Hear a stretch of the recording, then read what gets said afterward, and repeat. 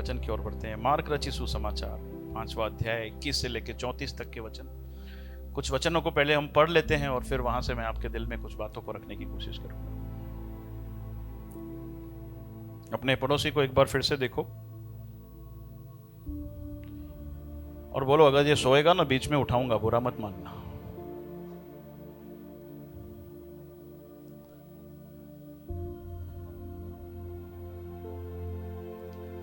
देखो, आप आंख बंद कर कर संदेश सुनना चाहते हो, ओके है, लेकिन आंख बंद कर सोना अलाउ नहीं है यहां पे। मानता हूं मैं, आराधना के समय हम लोग एंजॉय करते हैं और ये समय होता है मस्त नींद करने का, लेकिन बोलो अपने पड़ोसी को, बोलो 1 घंटा जागना, चूकना मत, फिर जाके घर पे सोना।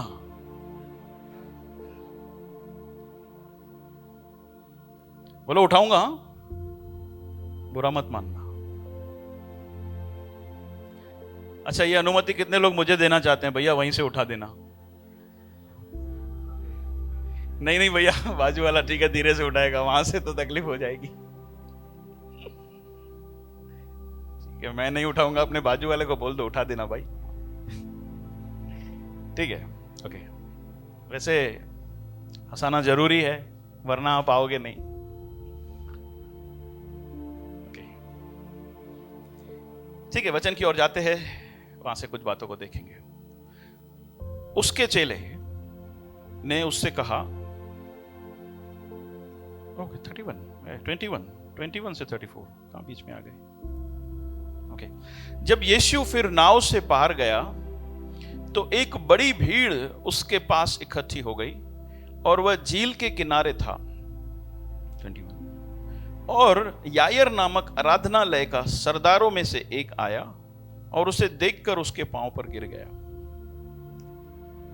और उससे यह कहकर बहुत विनती की कि मेरी छोटी बेटी, इस शब्द को ध्यान देना, आगे इसमें से बात करूंगा, मेरी छोटी बेटी मरने पर है, तू आकर उस पर हाथ रख कि वह चंगी होकर जीवित रहे। तब वह उसके साथ चला। ध्यान से सुनना, जो मैं पढ़ रहा हूं इसको मैं फिर से रिपीट नहीं करूंगा, सीधा जाएंगे जल्दी से। तब वह उसके साथ चला, मतलब यीशु, और बड़ी भीड़ उसके पीछे हो ली, यहां तक कि लोग उस पर गिरे पड़ते थे। और एक स्त्री जिसको 12 वर्ष से लहू बहने का रोग था, जिसने बहुत वैद्यों से बड़ा दुख उठाया और अपना सब माल व्यय करने पर भी कुछ लाभ न उठाया था, सब कुछ खत्म हो गया लेकिन फिर भी उसे कुछ लाभ नहीं हुआ, परंतु और भी रोगी हो गई थी। यीशु की चर्चा सुनकर भीड़ में उसके पीछे से आई और उसके वस्त्र को छू लिया, क्योंकि वह कहती थी, यदि मैं उसके वस्त्र को ही छू लूंगी तो चंगी हो जाऊंगी। और तुरंत उसका लहू बहना बंद हो गया और उसने अपनी देह में जान लिया कि मैं उस बीमारी से अच्छी हो गई। यीशु ने तुरंत अपने में जान लिया, यीशु ने तुरंत अपने में जान लिया कि मुझ में से सामर्थ्य निकली है, और भीड़ में पीछे फिरकर पूछा, मेरा वस्त्र किसने छुआ? उसके चेलों ने उससे कहा, तू देखता है कि भीड़ तुझ पर गिरी पड़ती है और तू कहता है कि मुझे किसने छुआ? तब उसने उसे देखने के लिए जिसने यह काम किया था, स्त्री को चारों ओर दृष्टि की। तब वह स्त्री यह जानकर कि मेरी कैसी भलाई हुई है, डरती और कांपती हुई आई और उसके पांव पर गिरकर उससे सब हाल सच सच कह दिया। उसने उससे कहा, पुत्री, तेरे विश्वास ने तुझे चंगा किया है, कुशल से चली जा और अपनी इस बीमारी से बची रहे। आमीन। एक घटना को हमने पढ़ा, वहां से मैं आपके सामने कुछ रखना चाहता हूं जो बड़ा इंपॉर्टेंट है। ओके, सबसे पहले हम लोग देखते हैं ये स्त्री जो है कहां से गुजर रही है, उसकी दशा को मैं आपके सामने रखना चाहता हूं। पहला हमने पढ़ा स्त्री के बारे में कि ये स्त्री जो है उसको 12 साल से लहू बहने का रोग है। 12 साल से लहू बहने का रोग है। 12 साल सोच के देखो, इमेजिन करो। हाँ, मैं चाहता हूं कि आप उस घटना के अंदर घुस जाओ जो हो रहा है, या फिर अपने आप को रख के वहां पे देखो क्या हो रहा है। 12 साल कोई छोटा अरसा होता है क्या? उसको लहू बहने का रोग था, मतलब हर समय हर घड़ी वो दर्द से होकर जा रही थी, परेशानी से होकर जा रही थी। और बाइबल कहती है कि लहू के अंदर क्या है? जान है, प्राण है। और उसका धीरे धीरे कर कर प्राण निकल रहा था, जीवन निकल रहा था। एक बात मैं आपके बाइबल के बारे में बता दूं कि बाइबल कहती है लहू के अंदर जान है। ये अभी साइंस ने प्रूफ किया, साइंस के द्वारा ये अभी प्रूफ हो गया कि ये बात सही है कि जीवन जो है वो लहू के अंदर पाया जाता है। लेकिन ये बात बाइबल ने हजारों साल पहले ही लिख ली थी। कैसे पता चला उस इंसान को जिसने लिखा था? वो तो कोई विज्ञान या फिर वो कोई डॉक्टर या वो कोई ऐसा खोजकारी तो था नहीं। परमेश्वर को पता है उसने जो बनाया है। कहीं और कोई पुस्तक के, कोई ग्रंथ के अंदर ये सारी जानकारियां नहीं मिलेगी। अपने पड़ोसी को देख को बोलो, जानकारी वहां पे नहीं मिलेगी। जिसने बनाया है उस पुस्तक में आएगा तो तुझे बहुत कुछ सीखने को मिलेगा। आमीन। तो हम देखते हैं यहां पर वो स्त्री जो है, जो 12 वर्ष से पीड़ा में जा रही है, दर्द में जा रही है, तकलीफ में से जा रही है। धीरे धीरे कर कर उसका रोज जीवन जा रहा है, प्राण जा रहा है तकलीफों से भरकर। दूसरा, इस स्त्री के बारे में हम देखते हैं कि यह समाज से भी ठुकराई गई हुई है, क्योंकि उस समय की जो ये धारणाएं हैं, मैं उसके बारे में आपको बताता हूं। ये शायद अभी भी आप सुनते होंगे ऐसा कि ये स्त्री समाज से ठुकराई गई है, इसे अपवित्र माना जा रहा है। क्यों? क्योंकि इसे क्या है? लहू बहने का रोग है। आज भी आप देखते हो, उस समय की भी ये धारणाएं थी कि ऐसी स्त्री को क्या कर दिया जाए? दूरी बना के रखी जाए। ऐसी स्त्री को आराधना के बीच में आने नहीं दिया जाए। आप देखते हो आज भी ऐसा होता है। अगर ये स्त्रियां जो है वो उस मानसिक समय से जाती है तो उनको बोलते हैं, तू हाथ मत लगा इसको, तू पूजा में नहीं आ सकती, तू रात को बाहर नहीं जा सकती। सुना ऐसा होता है? सोच के देखिए, उस समय की ये धारणाएं थी। आज बहुत सारे लोग हैं जो इससे बाहर आ चुके हैं। बहुत सारे लोग इसको जो है अपवित्र मानते हैं। भाई अपवित्र क्यों मानते हो? अपवित्रता क्या है? इसमें अपवित्रता कुछ नहीं है। परमेश्वर के द्वारा बनाया गया जो भी कुछ है वो सब सही है, सब सुंदर है। सोच के देखिए, अगर ये मानसिक सप्ताह नहीं आए तो स्त्री को बच्चा नहीं होगा। मैं जितना समझा, जितना पढ़ा, उतना मैं आपको बता रहा हूं। तो ये अपवित्रता कैसे हो सकती है?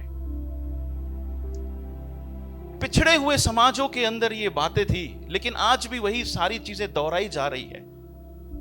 इस स्त्री को उस नजर से देखा जा रहा है कि ये अपवित्र है, समाज से ठुकराई हुई, उससे दूर, शायद घर के अंदर भी दूर। आज घर के अंदर भी तो ऐसा होता है। ये समय के अंदर बोलते हैं तू यहां मत छूना, तू वहां मत छूना, तू ऐसा मत करना, लेकिन कोई ये अपवित्रता नहीं है। बाहर निकल के जाओ यहां से। भैया आप ये सत्संग में सारी बातें करोगे, अरे भाई बाहर तो ये सारी चीजें नहीं सिखाते। सत्संग में ही बोलो आजादी है।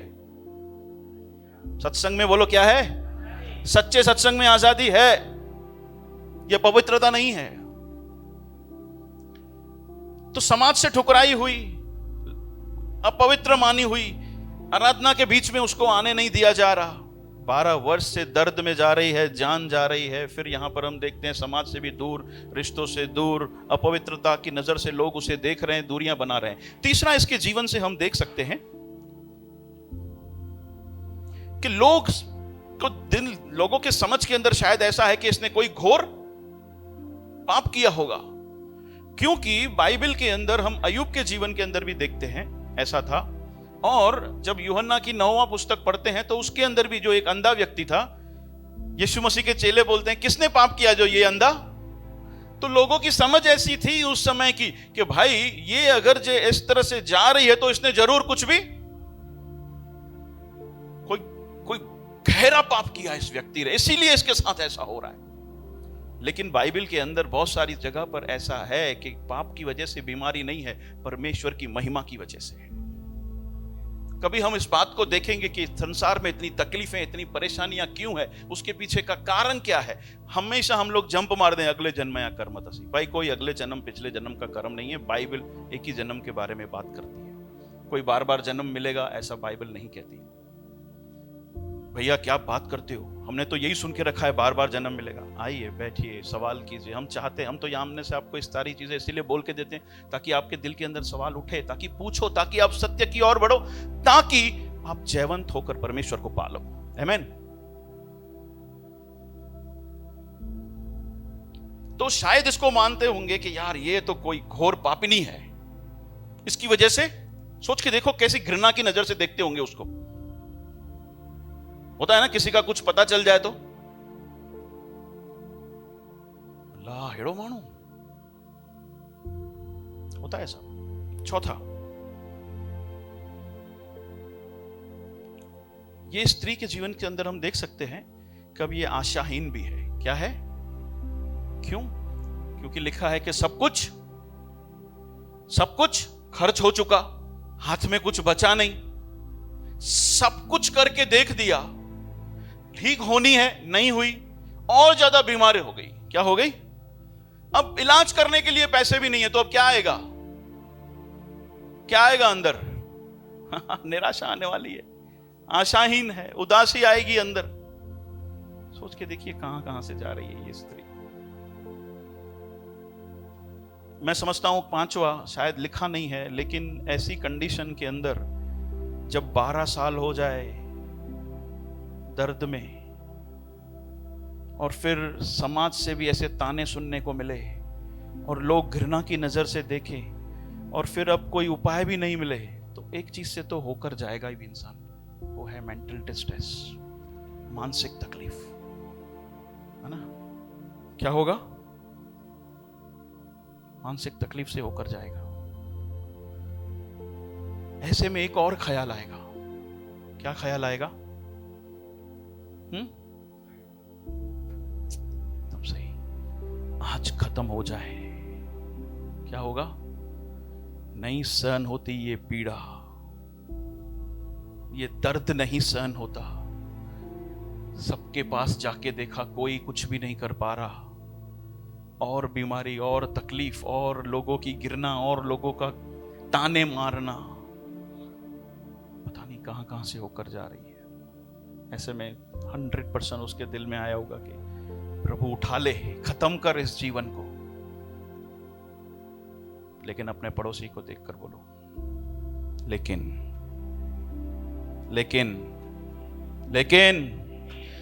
वो जो दर्द में थी, दर्द मुक्त हो गई। हालेलुया।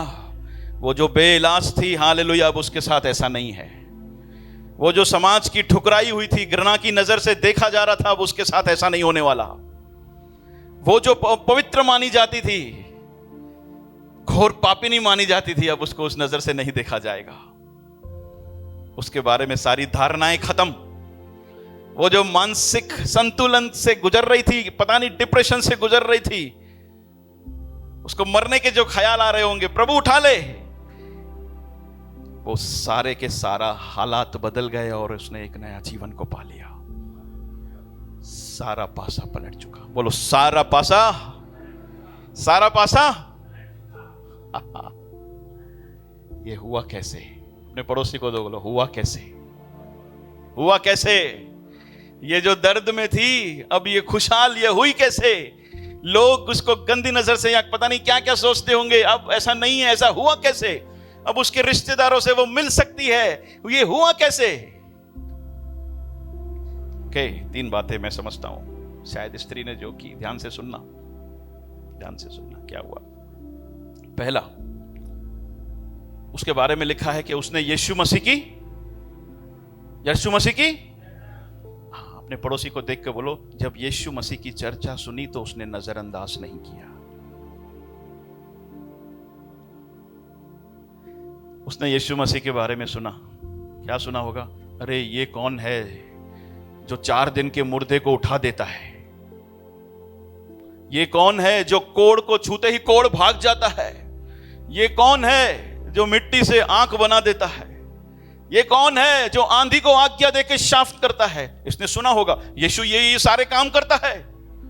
कोढ़ी उसके पास आते हैं, ठीक हो जाते हैं, लंगड़े चलने लगते हैं, अंधे देखने लगते हैं,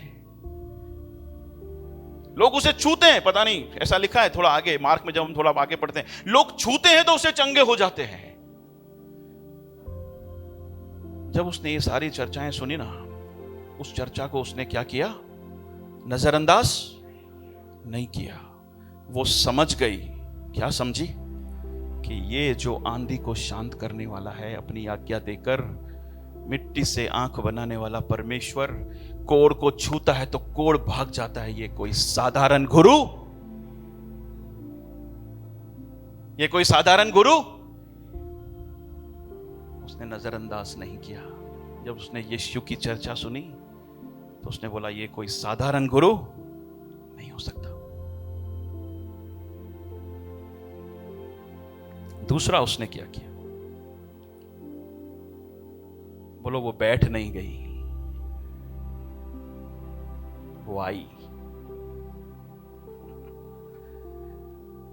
क्या होता अगर ये चर्चा सुनकर बैठ गई होती? तो कुछ होता क्या? उसने चर्चा सुना, नजरअंदाज नहीं किया, उसने बोला जाऊंगी। बोलो जाऊंगी। अगर ये जाती नहीं तो कुछ होने वाला नहीं था। तीसरा उसने क्या किया? बोलो, उसने छुआ उसे। यीशु को विश्वास से क्या किया? छुआ। तीन चीजें उसकी चर्चा को सुनकर उसने नजरअंदाज नहीं किया। पहला, दूसरा, वो बैठ नहीं गई, वो आई। अगर जो यहां तक भी रुक जाती तो भी चंगाई नहीं होती। मालूम है बहुत सारे लोग जो है उनके जीवनों के अंदर चंगाई क्यों रुकी हुई है? क्यों रुकी हुई है? यही तीन कारण है। परमेश्वर की धारा तो बह रही है चंगाई की, परमेश्वर की रहमत तो बह रही है, लेकिन बहुत सारे लोगों के अंदर चंगाई नहीं है। कारण क्या है? ये तीन कारण। यीशु मसीह के बारे में चर्चा सुनते हैं, उसको नजरअंदाज कर देते हैं, उसको साधारण गुरु मान लेते हैं। सोच के देखो, आंधी को शांत करने वाला कौन है? कभी सुना ए आंधी शांत हो जा किसी को कहते हुए? ये मिट्टी से गोल आंख बनाता है, कौन है ये? हम लोग ये सारी चर्चाएं सुनते हैं। एक बार जब यीशु मसीह को रात को पकड़वाया गया था, तो यीशु मसीह के चेले ने एक महायाजक के दास का कान काट दिया। यीशु मसीह ने क्या किया?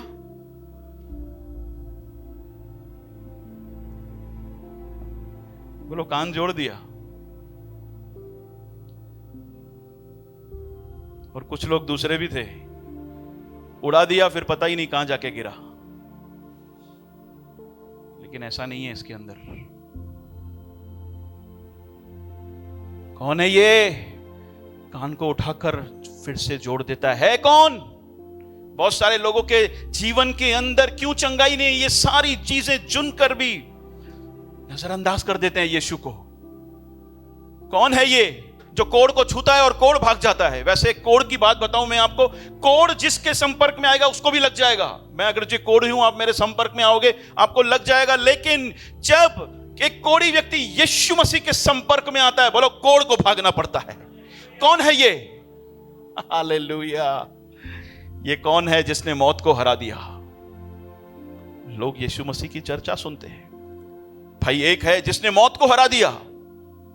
याद रखना, मौत सिर्फ ईश्वर को बांध नहीं सकता। ये कौन है? सारे आए, सारे बड़े बड़े ज्ञानी और बड़े बड़े धाम धुरंधर, लेकिन सबकी कब्र है, सब मौत के अंदर चले गए, सब मर गए। ये कौन है जो मौत को हरा दिया?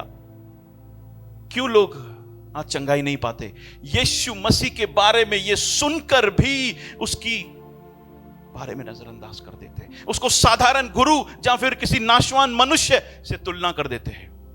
मैं बहुत सारे लोगों से बात करता हूं, बोलते हैं सांझे तुझे कोई संत है ना, लोड़ो जोरदार। बोला किसकी तुलना किसके साथ कर रहा भाई? वो मर गया, ये मौत को हरा कर। तू संत की किससे तू तुलना कर रहा है? परमेश्वर ने इंसान को बुद्धिशाली बनाया, लेकिन वो हो क्या गया? मूर्ख, नुरबुद्धि की तरह काम करता है। कोई तुलना है? जो मर गया और जो व्यक्ति मौत को हरा दिया, उसके बीच में तुलना? इस स्त्री ने चंगाई पाई क्योंकि यीशु की चर्चा को सुनकर उसने नजरअंदाज नहीं किया। इसने बोला कि ये कोई साधारण गुरु नहीं हो सकता, इसकी तुलना मैं नहीं कर सकती, अगर जिसकी मैंने तुलना की तो बैठ जाऊंगी, मतलब कुछ होगा नहीं। इसने समझ गई, ये समझ गई, लेकिन बहुत लोग समझते नहीं हैं। फिर दूसरा स्टेप, बहुत लोग समझ जाते हैं, हो ये कोई है, ये कोई है, ये कोई है, चलो यीशु के पास। फिर यहां पर आकर बैठ जाते हैं, जो करना है वो करते नहीं है। ये स्त्री सिर्फ आई नहीं, बोलो आई नहीं, इसको जो करना था वो किया भी भाई।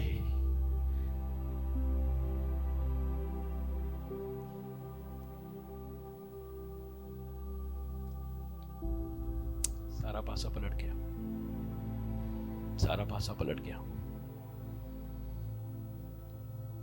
मालूम है, यीशु मौत में से जिंदा हो उठा, वो आज भी जिंदा है और आज भी कार्य करता है।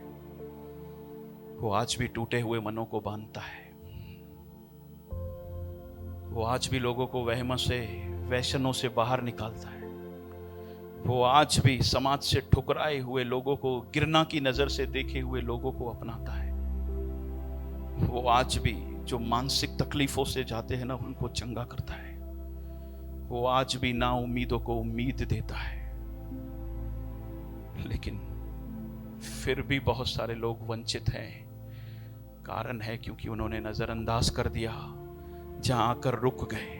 उनको जो करना है वो किया नहीं। अपने पड़ोसी को देखकर बोलो, जो करना है वो करना भी है भाई। यहां पे आने से कुछ नहीं होने वाला। 10 साल भी आता रहेगा तो कुछ होएगा नहीं। बोलो ये तो थोड़ा जरूरी है। सो भी गया होगा तो उसको उठाओ, बोलो उठ जा भाई, तू नहीं बोला था, उठा देना। गुड मॉर्निंग किसने बोला? सो गया था क्या? उठाने का बात किया, अच्छा है। बोलो गुड मॉर्निंग, बोलो गुड मॉर्निंग।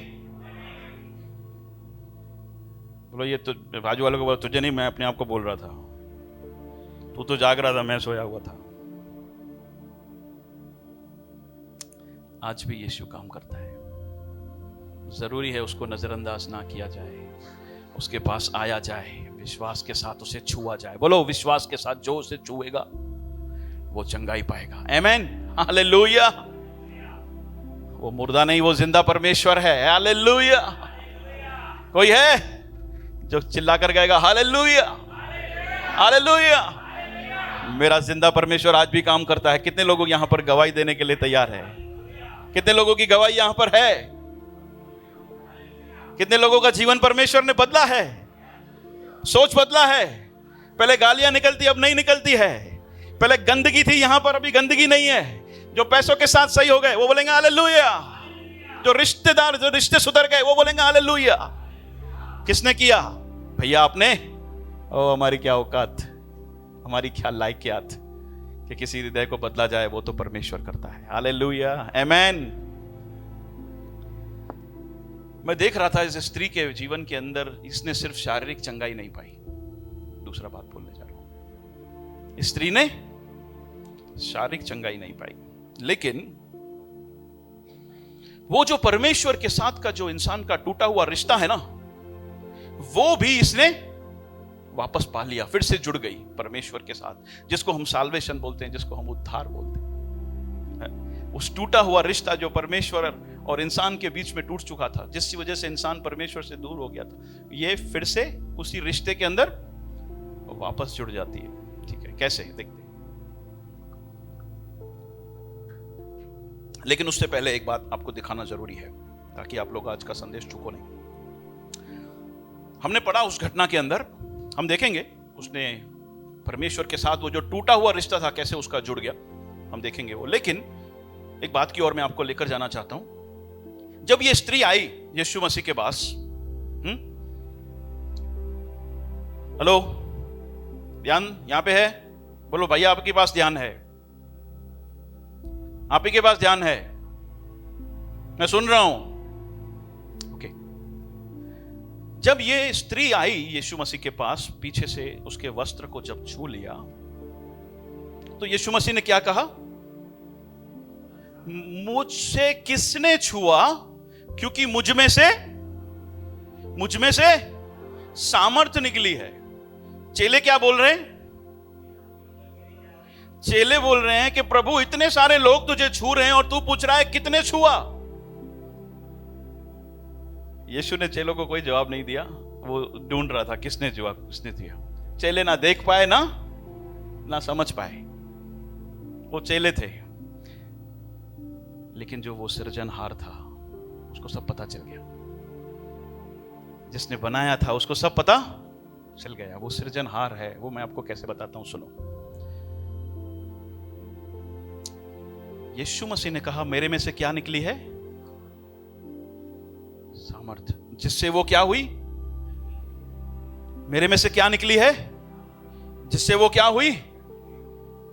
आपको पता है, इंसान के अंदर जो चंगाई है वो सिर्फ परमेश्वर की ओर से आती है। वो परमेश्वर की सामर्थ्य से ही आती है। भैया हम तो डॉक्टर के पास जाते हैं, ये है ना चौक पे डॉक्टर, वो हमें ठीक करता है। गलत। वो तुम्हें ठीक नहीं करता। वो जो दवाई देता है भैया, उस दवाइयों में से हम ठीक नहीं होते हैं। गलत। वो दवाइयां तुम्हें ठीक नहीं करती। वो दवाइयां जो है, आप ज्यादा बीमार ना पड़ो उसके लिए सिर्फ एक रेजिस्टेंस है, एक वो है। आप देख रहे हैं, आप इसको समझना। जब हड्डी टूट जाती है, हाँ? हड्डी टूट जाती है तो वो डॉक्टर क्या करता? प्लास्टर करता है और क्या देता है? मेडिसिन। वो मेडिसिन क्या काम करती है? तुमको थोड़ा दुखना कम हो, इंफेक्शन ना हो। ये हड्डी जोड़ने का काम कौन करता है भाई? ये हड्डी जोड़ने का काम परमेश्वर करता है। हालेलुया। वो किसी डॉक्टर की हिम्मत नहीं है। याद रखना इस बात को। चंगाई परमेश्वर की ओर से है। डॉक्टर सिर्फ इन्फेक्शन ना हो उसकी दवाइयां देगा, दर्द कम हो उसकी दवाइयां देगा। चंगाई कौन देता है? परमेश्वर की सामर्थ्य। यीशु ने क्या बोला? यीशु ने बोला मेरे में से क्या निकली है? मेरे में से क्या निकली है? कौन है वो? वो कौन है जिसके अंदर से सामर्थ्य निकलती है और लोगों को चंगा करती है? स्पष्ट है वहां पर यीशु कौन है।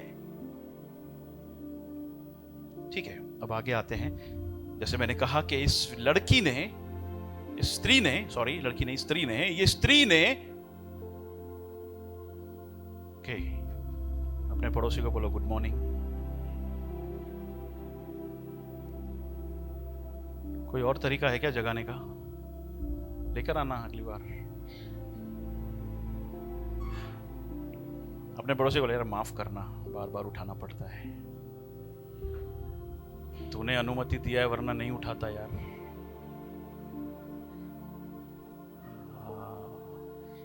पड़ोसी बोला यार निंदा करे अचो यार, निंदा करे चलो, मेहरबानी कर निंदा करे चो। चलो तेरे को बाजू में मेरे बैठा है, तेरे को देखकर मेरे को भी नींद आ रही। बोला यार ऐसा मत बन। बोला तेरी वजह से मेरी नींद खुल जानी चाहिए, ऐसा हो।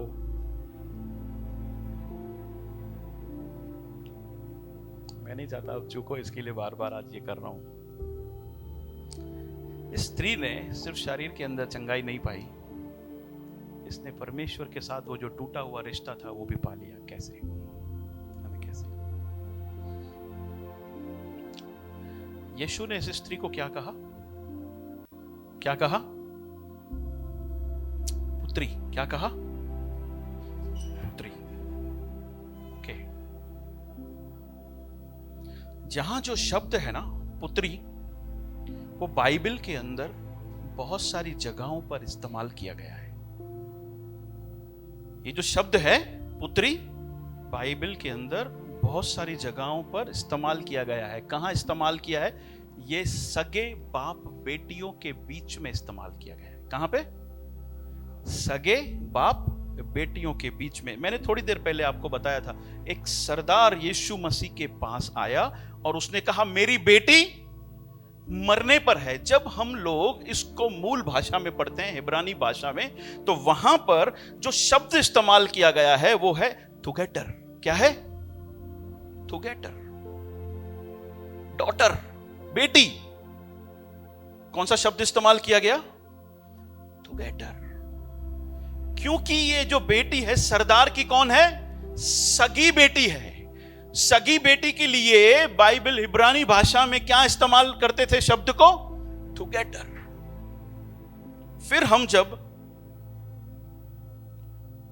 पढ़िए ना लूका 2:36,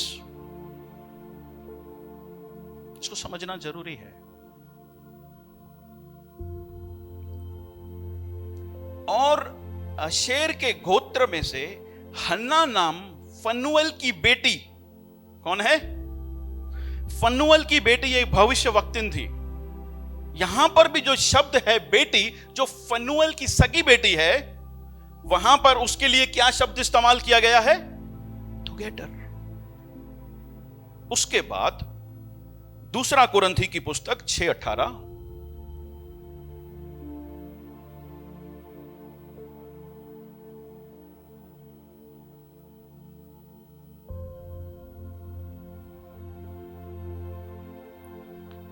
ओके 17 से पढ़ते। इसीलिए प्रभु कहता है कि उनके बीच में से निकलो और अलग रहो। ये जो मूर्ति पूजक हैं या फिर जो संसार के लोग हैं, जो ये परमेश्वर के साथ के रिश्ते में नहीं हैं और उनकी वजह से हमारे को भी प्रभाव में आ रहे हैं, वो यीशु कह रहा है, यहाँ पे परमेश्वर का वचन कह रहा है उनके बीच में से निकलो। मतलब अपने आप को उनके बीच में से अलग करो। अलग करो मीन्स उनको तज दो, ऐसा नहीं है। अलग करो मीन्स उनके जैसे मत बनो और अशुद्ध वस्तुओं को मत छुओ। मैं तुम्हें ग्रहण करूंगा। ओके, ग्रहण करूंगा और तुम्हारा पिता होऊंगा और तुम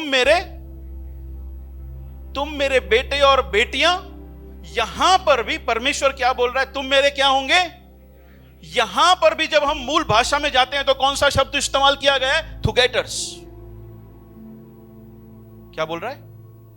टुगेदर्स। फिर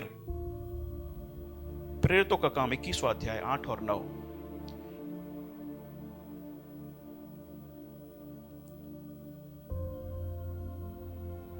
यहां पे पिता परमेश्वर क्या कह रहा है? तुम मेरे क्या होंगे? बेटे और, लेकिन शब्द कौन सा? टुगेदर। सेम यहां पर हम देखते हैं। दूसरे दिन हम वहां से चलकर कैसरिया में आए और फिलिपुस सुसमाचार प्रचारक के घर में, जो सातों में से एक था, जाकर उसके यहां रहे। इसके बैकग्राउंड में मैं नहीं जा रहा हूं, उस पॉइंट को लेकर जा रहा हूं। उसकी चार कुंवारी पुत्रियां थी। फिर से सगे बाप बेटे के बीच में बात की जा रही है, सगे बाप बेटी के बीच में बात कर रही है, लेकिन यहां पर भी शब्द कौन सा इस्तेमाल किया गया है? टुगेदर्स। यीशु मसीह ने कौन सा शब्द इस्तेमाल किया वहां पर? पुत्री, और उसका अर्थ भी वही है, टुगेदर।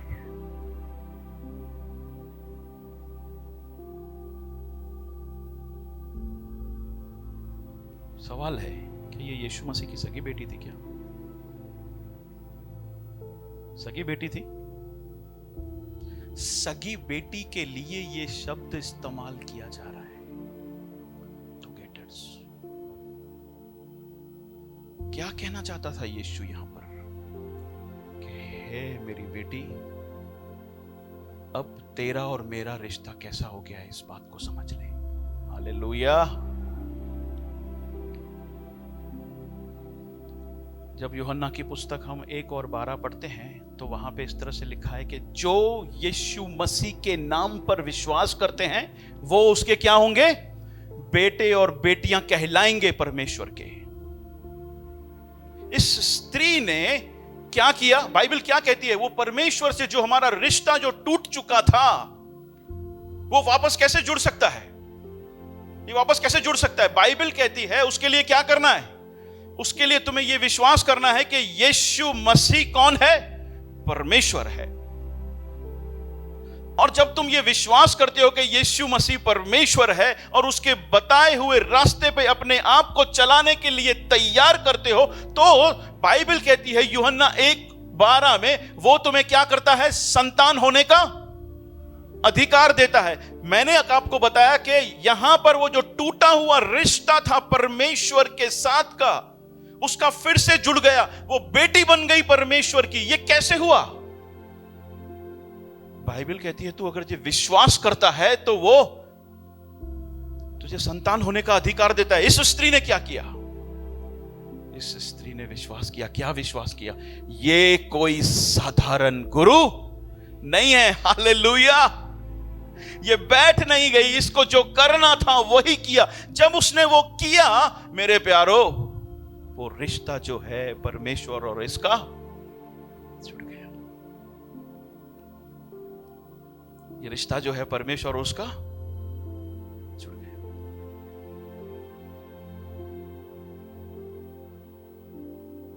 यीशु ने कहा शांति से चली जा। क्या बोला?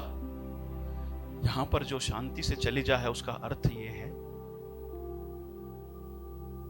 एक शांति बीमारी से ठीक होता है, शांति।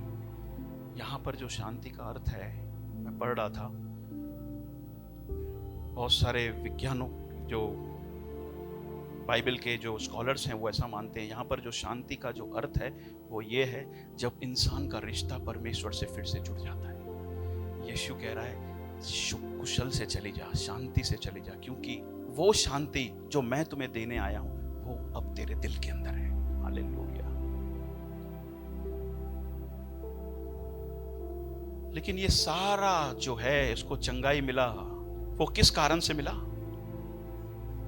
विश्वास के कारण से। बोलो, इसने नजरअंदाज नहीं किया। ये आई, ये सिर्फ आई नहीं, उसको जो करना था वो भी किया विश्वास से। लेकिन अब सवाल, अपने बाजू वालों को बोलो सवाल। Good morning. उठाओ बाजू वाले को, गुड मॉर्निंग।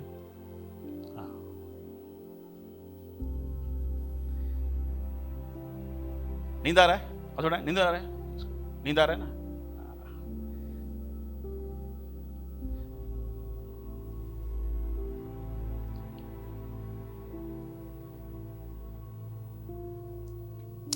मेरा सवाल है, वो आती नहीं तो वो चंगी नहीं होती, वो नजरअंदाज कर देती तो वो चंगी नहीं होती, उसको जो करना था वो चंगी नहीं होती। लेकिन अगर जो वहां पे यीशु मसीह नहीं होता तो वो चंगी होती क्या?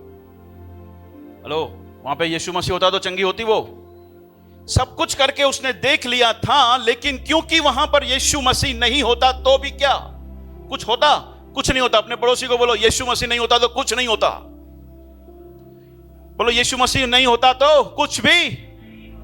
मेरा सवाल है, अगर ये क्रिसमस नहीं होता तो यीशु मसीह होता?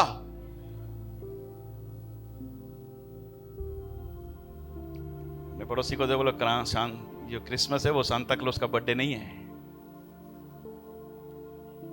जाग जा। मुझे दुख होता है, खबर है एक बात का, जहां पर माँ बाप खुद अपने बच्चों को बोलते सांता क्लॉज जो बर्थडे थी, जानने के बाद भी आज यीशु मसीह का जन्मदिन है, फिर भी अपने बच्चों को अंधेरे में रखते हैं। सांता क्लॉज का ड्रेस बना के उसको गिफ्ट देते हैं, भाई सांता देवी, सांता देवी। बड़ा होके फिर उसके पीछे ही जाएगा ना। सच्चाई बताओ अपने बच्चों को। अभी हमने पढ़ा, उसी मार्ग की शिक्षा दे बच्चे को जहां पर उसको चलना है। अल्लाह के ये गिफ्ट रख देते हैं सॉक्स में, और सांता रात को रख के गया था। अरे तुम ही अपने बच्चों को अंधेरे में डालते हो। दुख की बात है, बहुत सारे माँ बाप को मैं देखता हूं इस तरह से करते हैं। अरे छोटी सी बच्चों को खुशी देने के चक्कर में उनको अंधेरे में मत फेंको। अपने पड़ोसी को देख के बोलो, सांता क्लॉज का बर्थडे नहीं है, यीशु मसीह का जन्मदिन था। क्रिसमस का वजूद यीशु मसीह से है, सांता क्लॉज से नहीं है।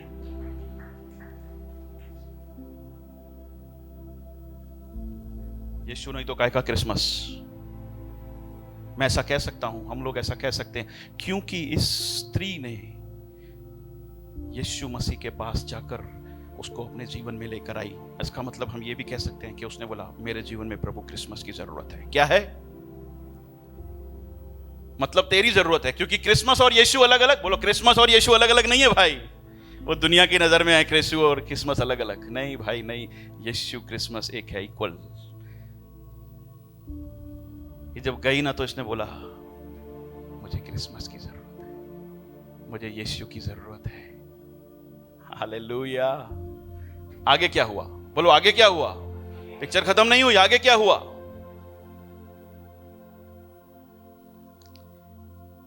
यीशु मसीह ने बोला, किसने मुझे छुआ? क्या बोला? किसने मुझे छुआ? ये डरती और कांपती हुई पास आई। तीसरी पॉइंट, ये डरती और कांपती हुई यीशु के सामने आई। डरती और कांपती लिखा है क्योंकि उस समय की धारणा ही ऐसी स्त्री अगर ये छू लेगा तो क्या करने का? उसको पत्थर मार के, उसको पता नहीं है वो किससे मुठभेड़ कर रही है।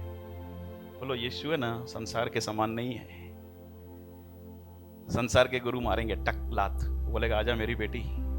फर्क है, बोलो फर्क है, फर्क है। वो डरती और कांपती आई, उसको लगा कि शायद मुझे मारे नहीं, लेकिन उसके बीच में भी उसने बोला, क्या बोला? भले मारे तो मारे। क्या शब्द लिखे हैं? थोड़ा पढ़ेंगे उसको, कहां पर था वो, आखिरी के कुछ। हाँ, तब वो स्त्री ये जानकर कि मेरी कैसी भलाई हुई है, क्या बोला?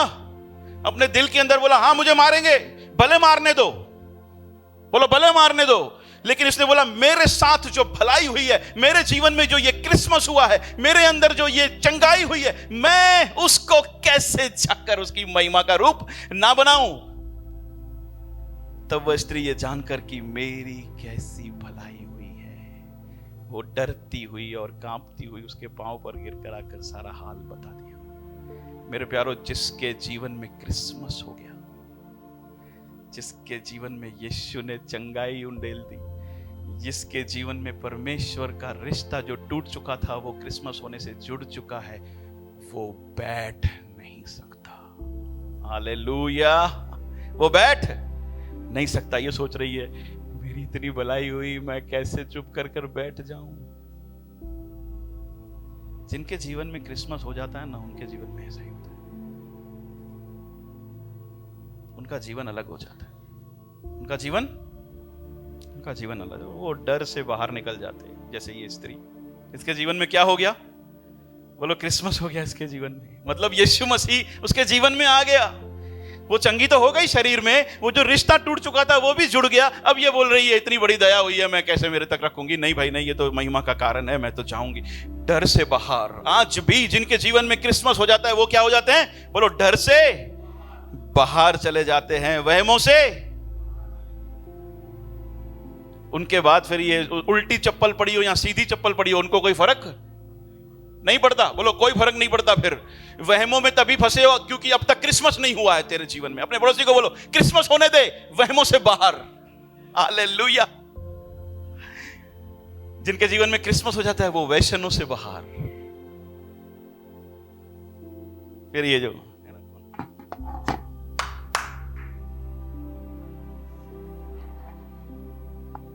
ये निकल जाता है।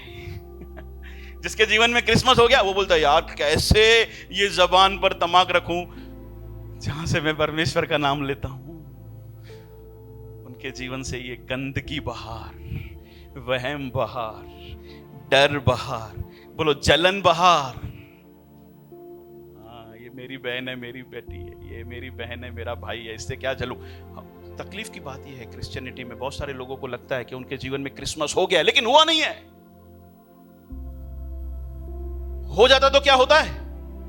बोलो फर्क पड़ जाता है।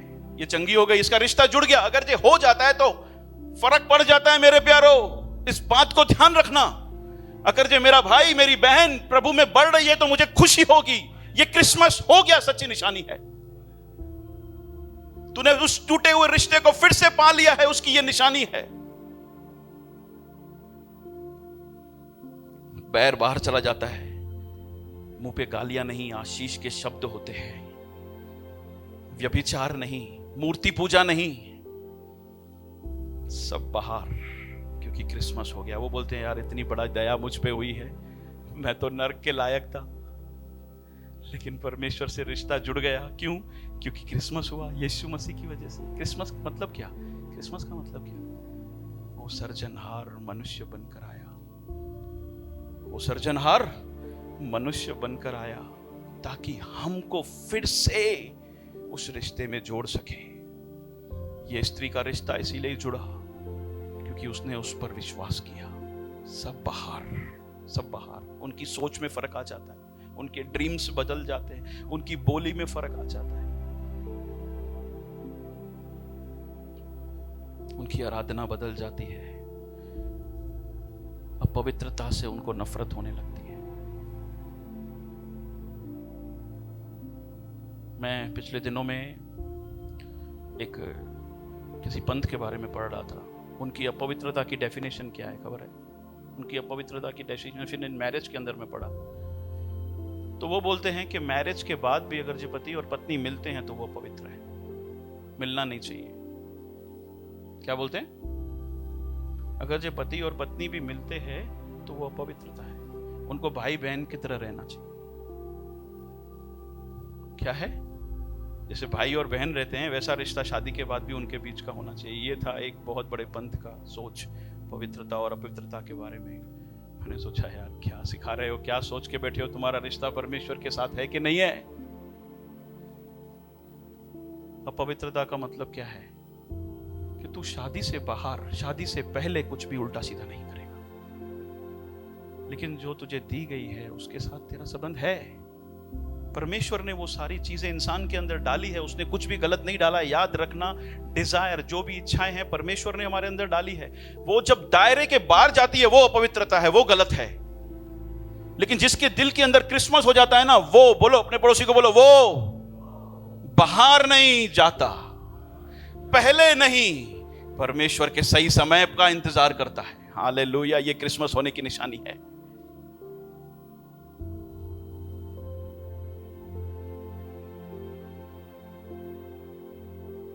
वो कह रही है मैं कैसे नहीं जाऊं जो मेरे साथ भलाई हुई है।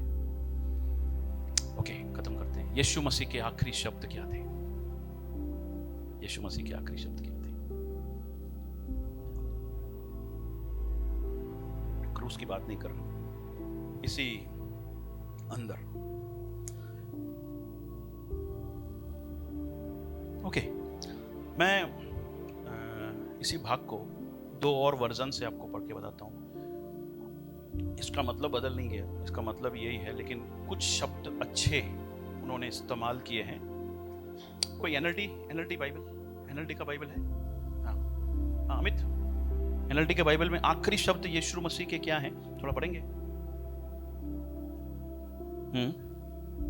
यू हैव बीन हील्ड और गो इन पीस। एनएलटी वर्जन पढ़ रहे हो? एनएलटी वर्जन के अंदर एक और बात लिखी थी कि तुम्हारा सफरिंग इज